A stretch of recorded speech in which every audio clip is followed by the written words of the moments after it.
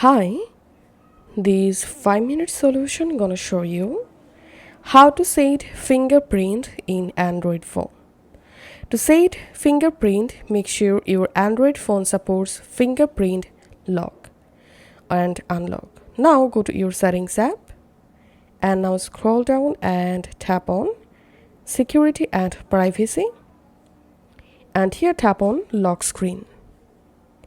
If your phone supports fingerprints, here you will find fingerprint. Just tap on that. And now you have to verify your current password to set fingerprint unlock.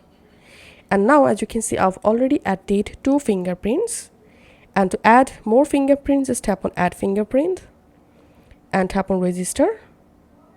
And now you have to verify your fingerprints. So you have to press on this fingerprint scanner.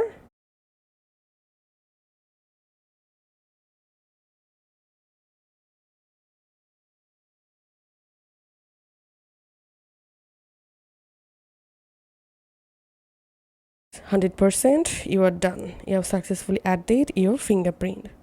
And now you can easily unlock your Android phone using your fingerprint.